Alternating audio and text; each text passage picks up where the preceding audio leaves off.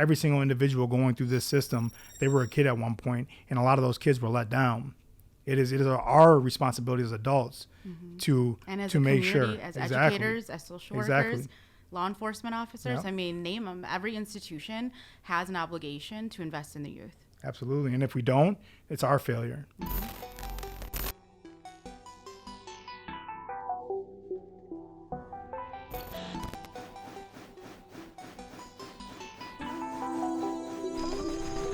Let's go.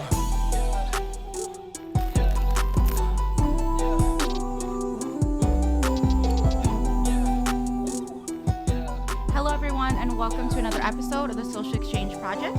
I'm your host, Shang Elizabeth Lohr, and for those of you who do not know what this podcast is about, I aim for all things entertainment, education, and social impact here in the Chippewa Valley. I'm a social worker and a huge advocate of social justice and equal rights, whether it be women's rights, racial justice, and human rights, and this is exactly how I met my guest today. He is the Chippewa Valley's regional organizer for the ACLU, that is the American Civil Liberties Union, leading in Wisconsin's campaign for smart justice. He's also a whole wellness coach, a military veteran, and most importantly, a husband and a father of two. Welcoming to the show, David Carlson. Thank you so much for being here. It's great to be here. Drove in the snow today to be here. I'm really honored that you are my first guest to film with me in my own home. And I feel that this is exactly the conversation that is needed at this time. So before we get into all the heavy stuff, I wanted to start off with an icebreaker, which I didn't tell you about. So I will answer it as well. So I'll have you go first. So if you could have dinner with one person, dead or alive, could be a celebrity or not a celebrity, who would it be and why? Ida B. Wells.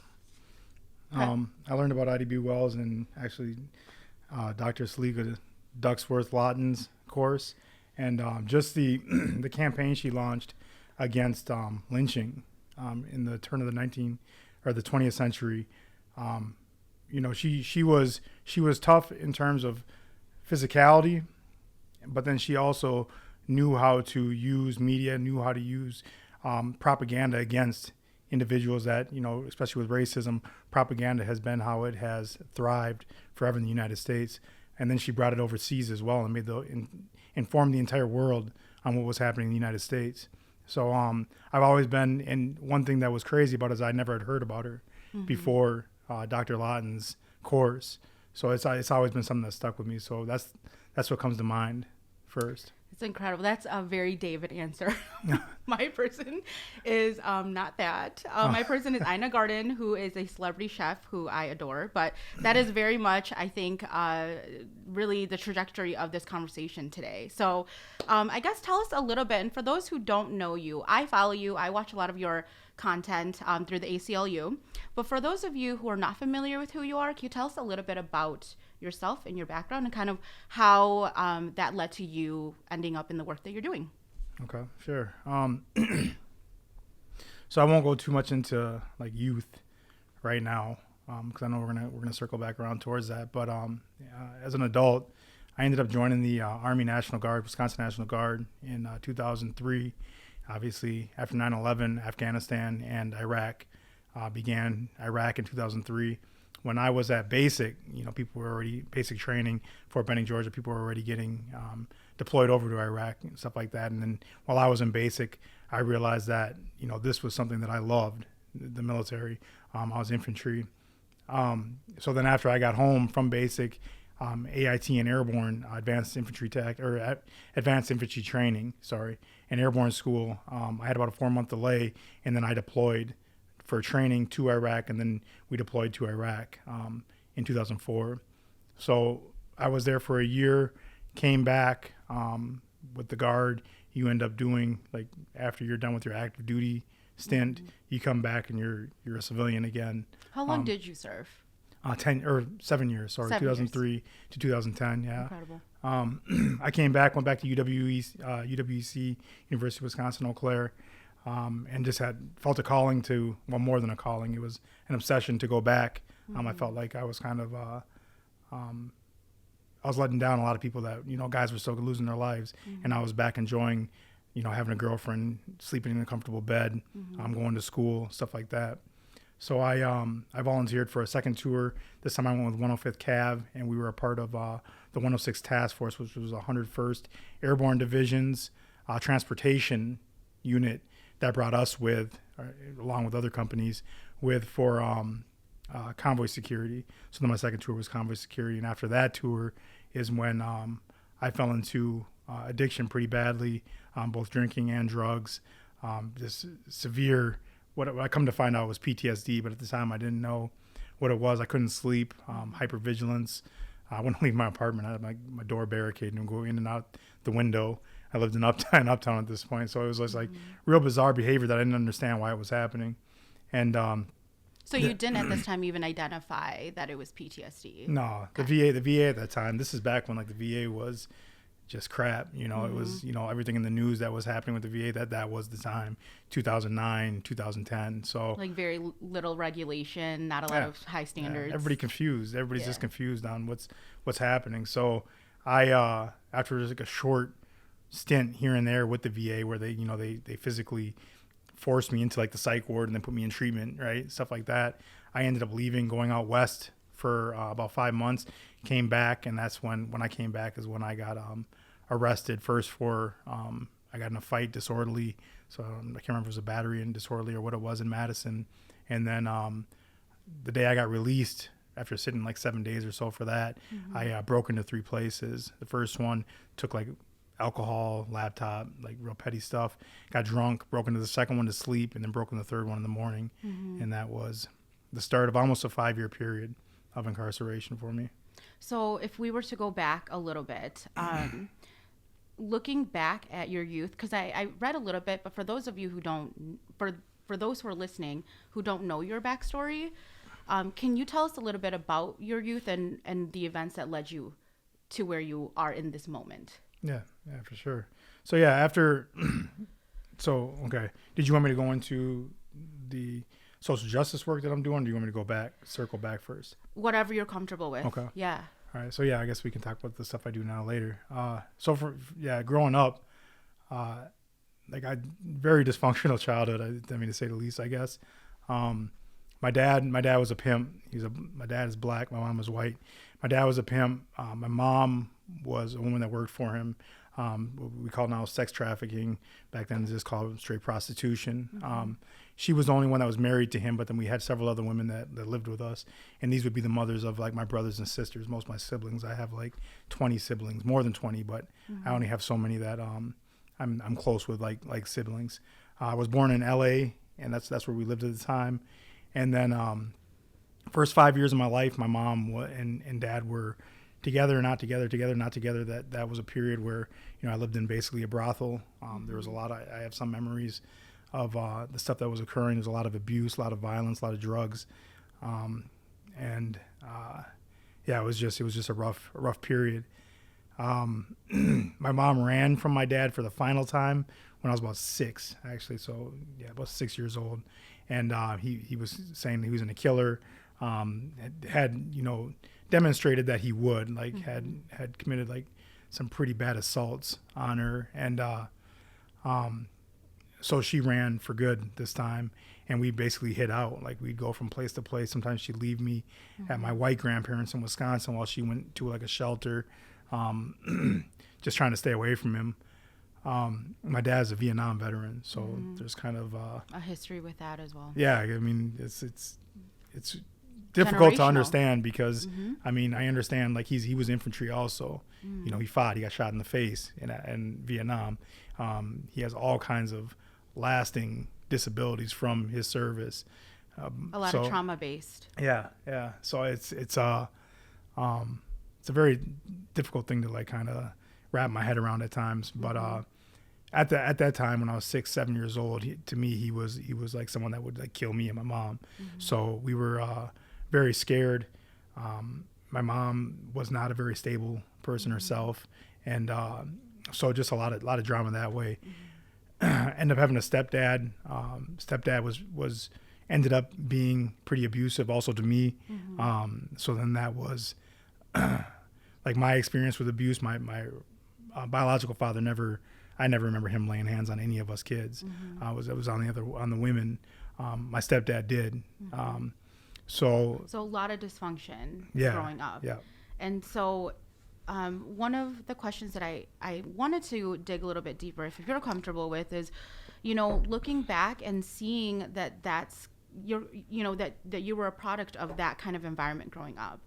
And then looking at like where we are today, what are some things that you either wish would have been, established as like a program, or anything that you think would be maybe good for youth today who are in this similar situations? Yeah, I listened to yours and Dennis Beal's he's a good episode. man. Yeah, and you guys said it, mentors. If I'd have I had people when I was in institutions, so from like 10 to 15, like I was in the streets then, in different Minneapolis, Chicago, all over the place, whenever my mom was living, and there was no mentor. The only people that were what you would call like a mentor, a male figure, were either gangbangers, drug dealers, or somebody that wanted to take advantage of you as a youth.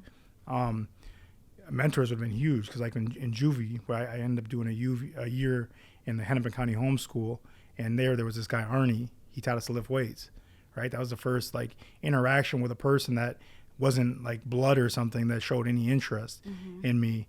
Jeff Geezy, he was was my caseworker. Same thing. Like, these individuals stand out in my mind as being part of my transformation. And so I just believe that if there was programs like comprehensive community services, for instance, where you have a peer support or mentor on that team, and that person comes out into the community to meet you where you're at, that would have been, my life could have been different. Yeah. Yeah. Thank you for sharing. I'm sure that's not easy to really just like put that all out there and like kind of to relive some of these moments. But so thank you so much for sharing.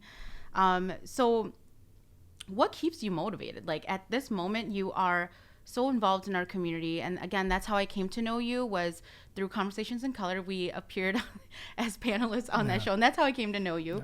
What kind of keeps you going now? Like, how do you keep your momentum going? This is just my life. Like, it's not like an occupation to me. Like, I owe it. Like, I know how it is to be these youth, right? If my behavior looks chaotic, you can only imagine what's going on emotionally and mentally with me, and, at that age, because I do know what it was like. And so, I train myself. I stay centered. I make sure that I'm prepared as far as energy-wise, physicality, mentality, emotionally, so that I can help individuals who others can't help. Very much holistic approach to everything. Yeah. And if I didn't do it, there wouldn't be people to do it, or there wouldn't be someone in my role necessarily who would be as appropriate to work with the youth that I work with. So it's an obligation to me. Absolutely. And I can feel it when you talk too. Every time you talk about your story, I feel that energy and that passion, and it's very genuine. And it's almost like electrifying for me. So that's why I keep watching your content, because for me, it really, even if I haven't related to a lot of the experiences that you've gone through, the passion and the drive that you put forth in your work makes me feel like, okay, like some type of way, like I'm like, I need to get involved. I'm motivated to want to do something. And obviously, with being a social worker, that's really one of my passions, is to help youth and adults with mental health, addiction, really overcome their barriers and live a more satisfying, fulfilled life. So thank you for sharing your story.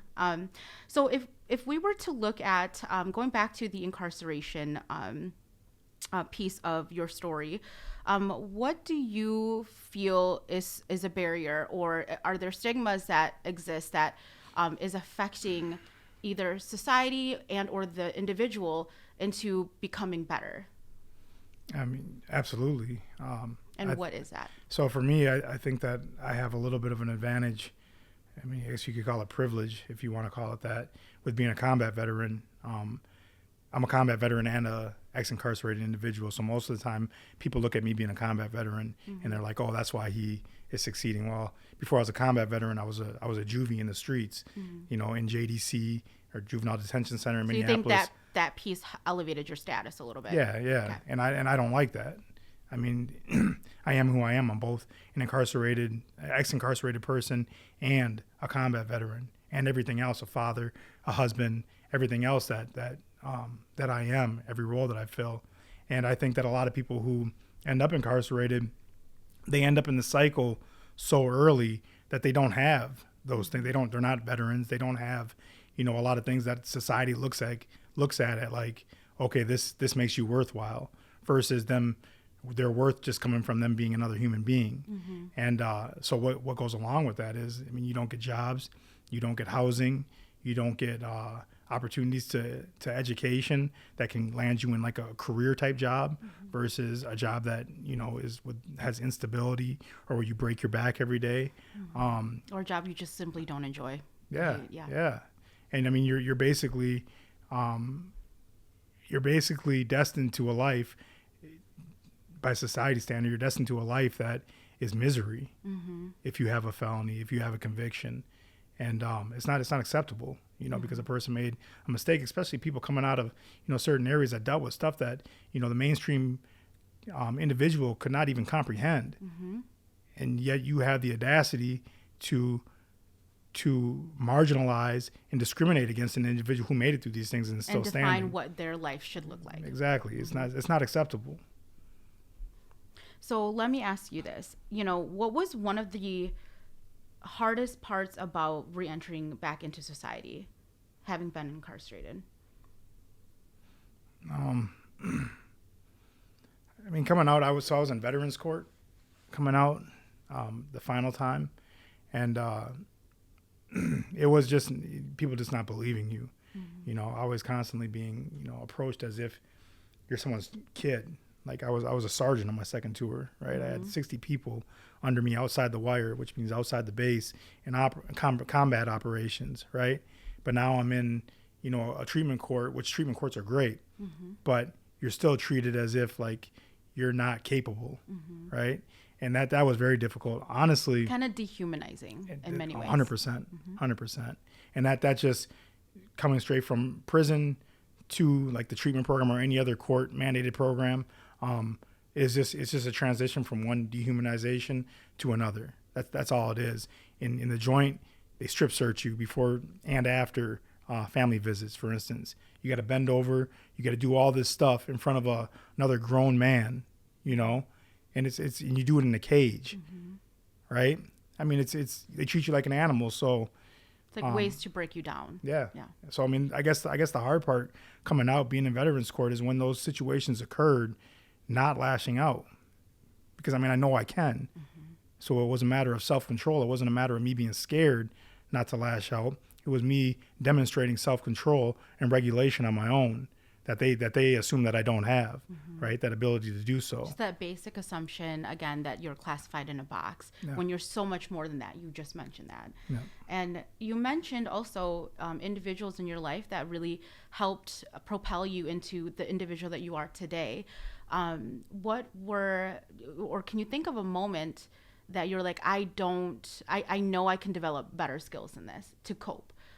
Can you kind of give us a moment where you're like, I want to change my life?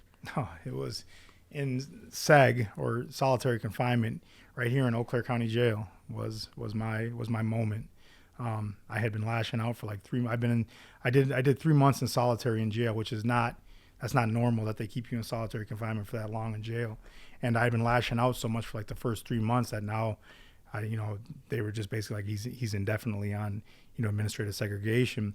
And I got to the point where it was either I was going to do something extremely violent, mm-hmm. at the first opportunity that I had, or I was escalate where you were before. Yeah, because I was just so angry, or I was going to change. I was like, or I'm done. Like, I'm hanging up my hat.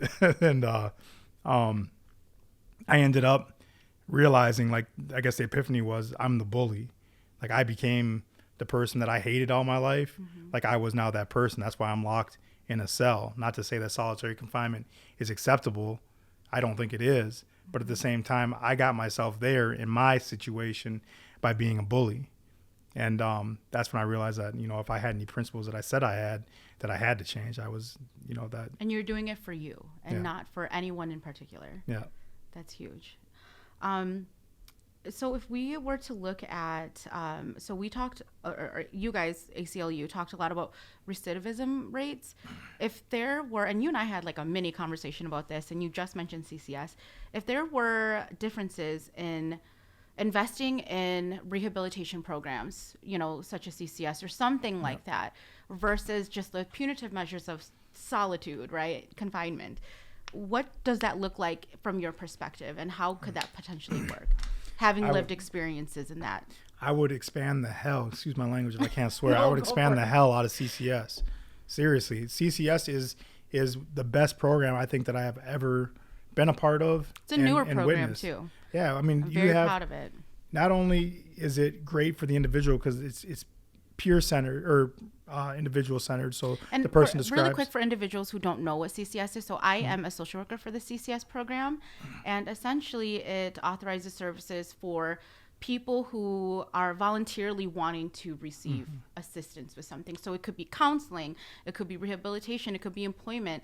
That really, that individual coming into the program is wanting certain services that are paid for. Yep. So, obviously we're not going to get into too much about what you do, but that really ties into how we kind of know each other as well. So, if you can elaborate a little bit more about your perspective on that. Oh yeah, it's a fiscally sound way also to address that issue. The providers are out of the community, so the community is being built back up. Money is going back into the community for one. Individuals are taking, the community members are investing themselves into participants of this program. So now they're getting to know the people that a lot of times are marginalized because they're other, right? They're labeled as something. Yeah. And yeah. what I love so much about this approach too is it's very strengths based, person centered. And it is very, very, very individualized because, like you had mentioned earlier, you're not just somebody with mental health, which we all know there's stigmas still even with that in today's world. And then people who have addiction, who are struggling with substance use, and that they are so much more than just that. We really focus on strengths based. So I feel like I'm selling CCS right now, but anyway, go ahead. Well, I mean, it's the truth, and I think that in every area of the community, that things like CCS, where CCS isn't able to fill in, things that replicate that type of program should be made, right? And when we talk about, like, especially the adult population coming out of jail or prison, three things that you need for sure: you need employment, you need education, and you need housing, right? If you don't have these three things, you only have two of them. Those any are one of the two, foundational things that you absolutely need to even focus on other things. Yep. And if you don't, but if the money's not being dedicated to it, well, then the only thing that we can and we are ramping up is law enforcement infrastructure, because they're going to keep catching people as they cycle back through this system because they don't have the resources. Or more prisons.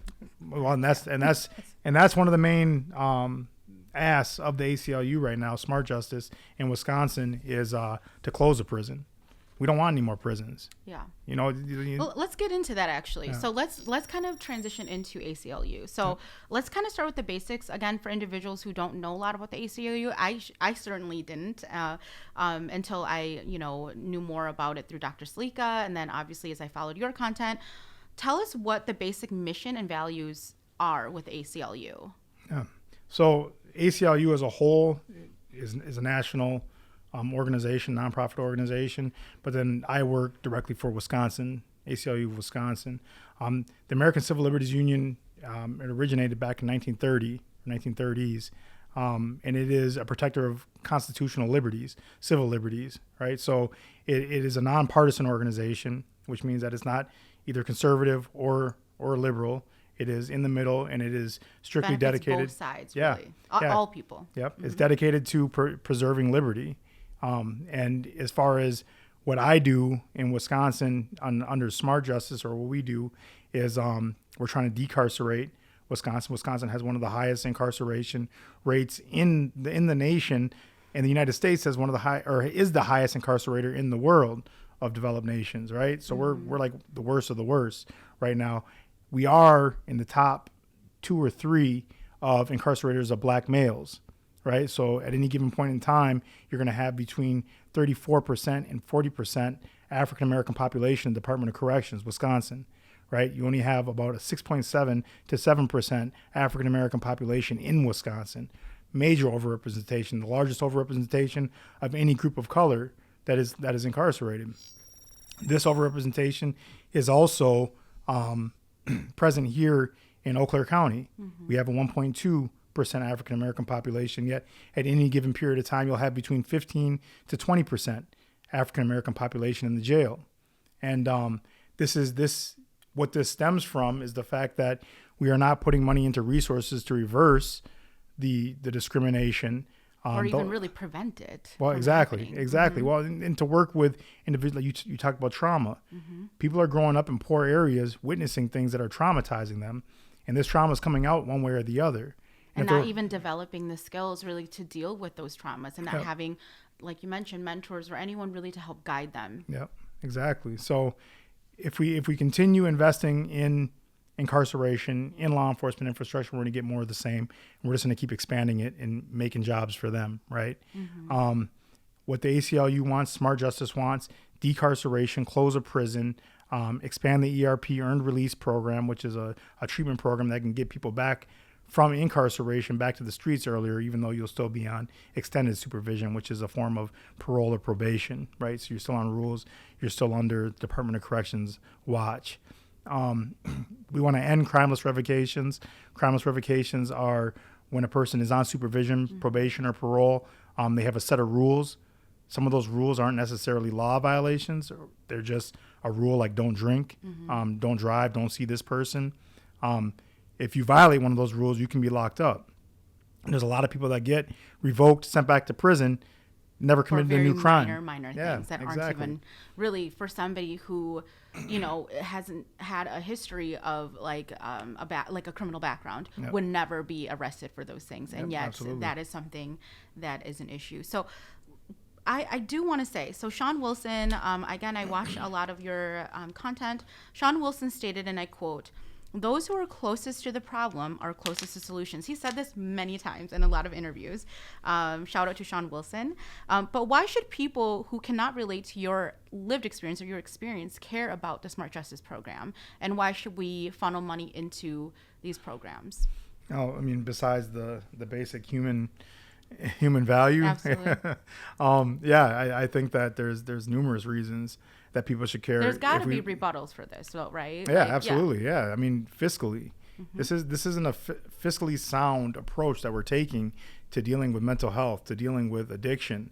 I mean, it is only getting worse. At the turn of the 21st century, all these new prisons were created and incentivized under the 94 crime bill, which I won't go down that rabbit hole. But Scott Walker was instrumental in the legislation that was brought forth for truth in sentencing, and obviously was the governor throughout the period of time of this expansion of incarceration in Wisconsin. And what has it gotten us? The need for another prison. We get another prison, it's going to be filled. And then what? Right? So we're really wanting to treat the root problem and not punish the symptoms of that root problem, essentially speaking. Yeah, so that's what Smart Justice wants, right? What people right now, and this is super reactive, people who are like, they see something like what came out in the news today, violent crime or crime rates are up higher than they've ever been in Eau Claire. Something came out like a news break, right? Over the last 5 years or something like that. And so then they react and they're like, oh, we need to lock more people up. We need to put more people back in jail, right? Not realizing that, well, over this propaganda. Yeah, I mean, that's exactly what it is. Yeah. And what they're not realizing is we can be reactionary and we can end up with the exact same results we've always had, or we can be forward thinking. We can save money. We can increase the quality of life for so many people, and we can start looking out for kids, because what people don't realize is when we get these budget packets to expand law enforcement for the next 10 years, it's 12-year-olds, 11-year-olds that they're looking at, right? These are these kids, 11-year-olds, 12-year-olds, in 10 years are going to be the ones that they're dealing with this funding. So we really want preventative measures absolutely instilled, and really investing in long-term goals rather than just like trying to fix things that are burning now. Yeah. So, I want to kind of go back to what you said about law enforcement.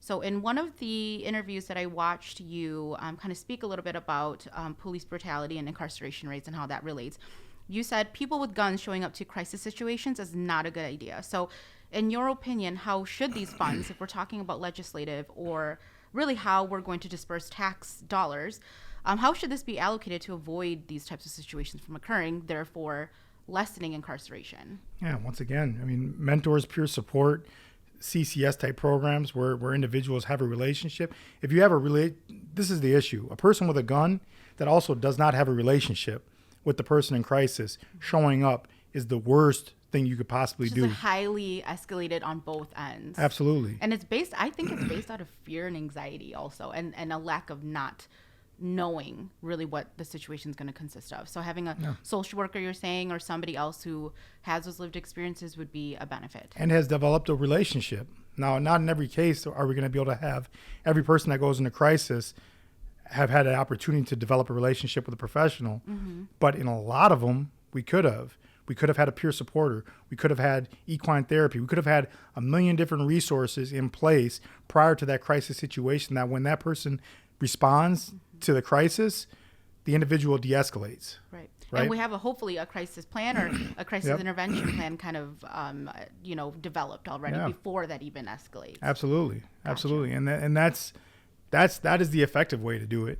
Now, or we can continue doing it the way that it has been done, where an officer in a uniform with a pistol comes looking militarized and scares the crap out of the person already in crisis. And then, I mean, what can you expect other than a bad result in that situation? So really developing meaningful relationships on law enforcement's end with the community. Yeah. And well, then also with people in mentorship, in peer support, developing those relationships, putting that time in before the crisis is going to come. When I was in everything that I was dealing with, there were times that I was with my mentor. My mentor was the only one that could speak with me. He's a Vietnam veteran. I trusted him, exactly. But had it not been for that previous relationship, if he just showed up at the moment of crisis, well, I mean, who are you? Who are you? Yeah. So this is, we need to be preventative, proactive, not reactive. And that goes back to the rehabilitation versus punitive. And so it all really relates deeply. So I just want to talk a little bit too about, you and I had a conversation about COVID. We're in pandemic world right now. Clearly, I'm filming out of my home because I want to be less exposed to COVID. Tell me about how COVID has impacted or exacerbated existing conditions in the prison system, and what does that look like? So it's been in the news quite a bit. Over half of the population in the Department of Corrections has had COVID-19. So that's over half? Over half, yeah. And that's probably underreported too. Probably yes, absolutely, yeah. And I'll give you the reason for that. But so it's about just under 20,000 people in the Department of Corrections right now. Over 10,000 have had, well over 10,000 have had COVID or have COVID now. The underreporting, part of that is about you go on quarantine. Quarantine is solitary confinement, right? Yeah. So there is no incentive, right? If I'm gonna get sick and possibly have a really bad outcome from this, I might as well have it, with a little bit of liberty, right? With a little bit of freedom that I have.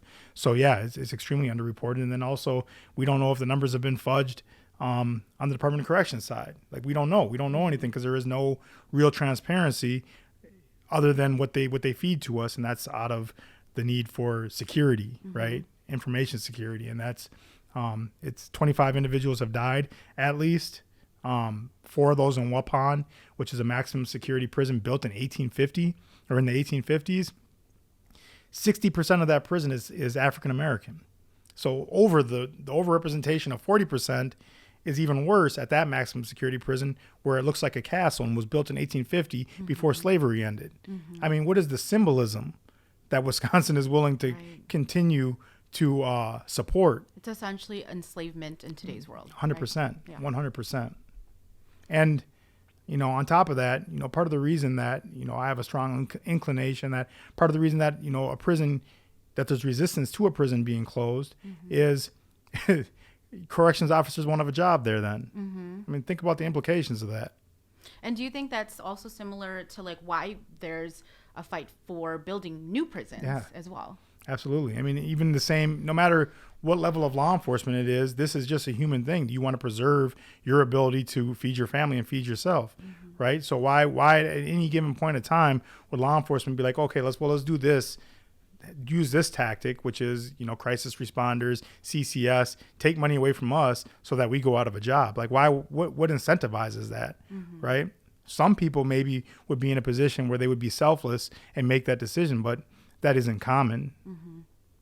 And I think that really goes back to the layers of police brutality and defunding the police and allocating funds into different programs for educating law enforcement officers, or really investing again in our community as a whole versus like one department of the community. So and I think we can probably delve into that quite deeply, but maybe we can save that for a different day, because I think there's a lot really of layers really to kind of peel off of there. So so when I met you, we were on a panel together on the show Conversations in Color with Dr. Sleek and Ed Hutchins, and we talked a lot about voter suppression. And I know, again, there's so much that we have yet to unpack with disenfranchisement, but can you just kind of educate us a little bit about what a disenfranchisement is, and why does it matter to the rest of society? Yeah, so I mean, any given point in time, you'll have about 12,500 individuals locked in county jails, right? There's 72 counties in Wisconsin. Of those 72 counties, there is less than a handful that have effective processes for voter registration and absentee ballot requests. A lot of people don't know this, but when a person first gets arrested, if they're not able to pay their cash bail, or for whatever reason they're detained, but they're not on a sentence, either probation, supervision, or anything like that. It's pending. Yeah, it's pending. Their case hasn't been resolved. They still are eligible to vote. But as I said, there's less than a handful of jails within Wisconsin that have any kind of effective process in place. So these individuals are being stripped of their constitutional and right. Their right to vote. Exactly. And, a lot of jails will be like, well, we have it in our handbook.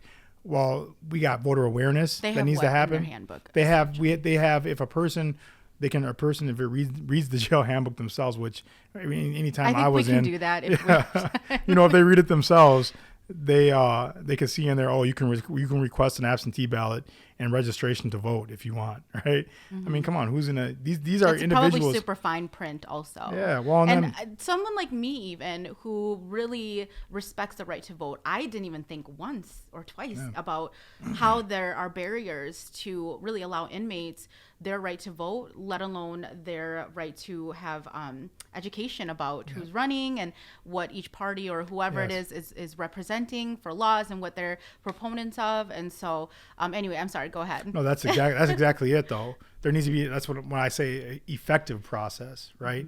Not just, you can request some sheets to fill out, but because they can just fill out whatever if they don't really know. Yeah. Why would they do it? A lot of us come from generations where we are disenfranchised generationally, right? My family wasn't politically active.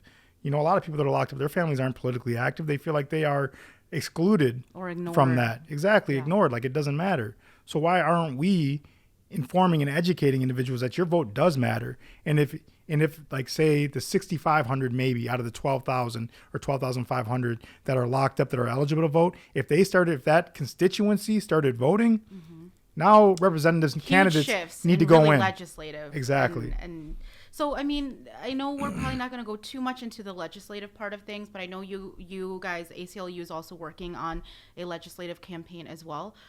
Give us a quick summary of what that looks like. So what should we know about that and the biennial budget? Yep. Yeah. So we have, one thing, anyone that is interested after this podcast is posted in the comments section or posted with this podcast, there will be a link that will bring you one link that brings you to where you can volunteer or how you can volunteer with the ACLU. And then the second link is going to bring you to if you're interested in giving a budget testimony.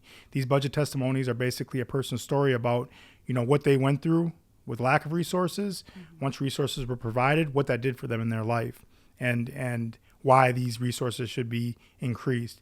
As far as the ACLU's and the Smart Justice specifically, our push within the budget, it is exactly what we've been talking about. We want more treatment.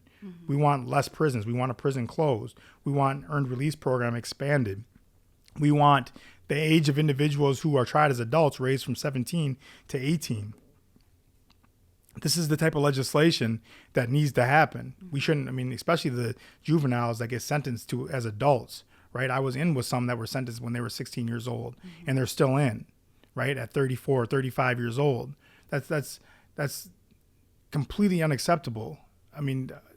individuals under 18, under 25, really males, are not cognitively developed enough to make well-informed decisions, especially under duress and under the stress that some people live under.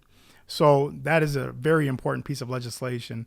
Mainly the legislation that we're asking for revolves around exactly what we're talking about, the resources being dedicated to treatment, to mentorship, to peer support, to alternative options to incarceration.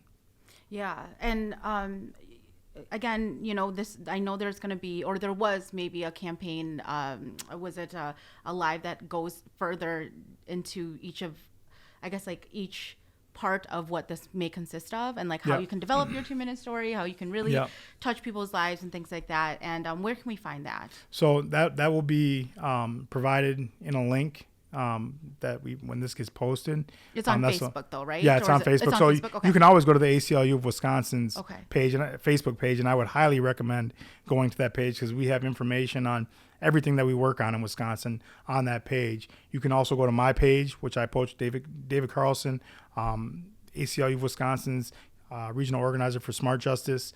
Go on my page, look at this stuff, but stay informed. ACLU of Wisconsin is a good resource. There'll be a link also to trainings that are going to be coming up. And these trainings are great even if you don't plan on giving your testimony. Mm-hmm. It teaches you how to put together an effective 2-minute presentation of your story and to have all the pieces necessary to clearly ask for what you're asking for and to demonstrate why your ask is important and why it matters to everybody. And again, this is a nonpartisan. Nonpartisan issue. So it's really for anyone who really wants to have that voice to kind of talk more about how they would like those tax dollars spent, really allocated. So absolutely. One of the last questions that I really want to have, maybe second to last questions, is through your work through the ACLU, have there been any stories or anyone that you have met in particular and that you have felt really connected with, that really resonated with you, and being that that's an example of exactly the work that you guys have done and how it's measured? Can you think of anybody that you met? I'm sure there's so many. So what I love about the ACLU is everyone has a story, and I love that. Yeah. Well, and then on top of that, they develop the person and the professional. So Emilio De Torre, he's with the Milwaukee Turners now.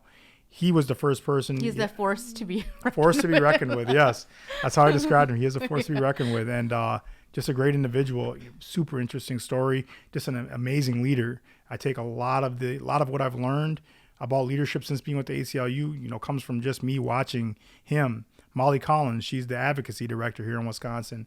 I mean, super intelligent individual and puts time into each individual that is working.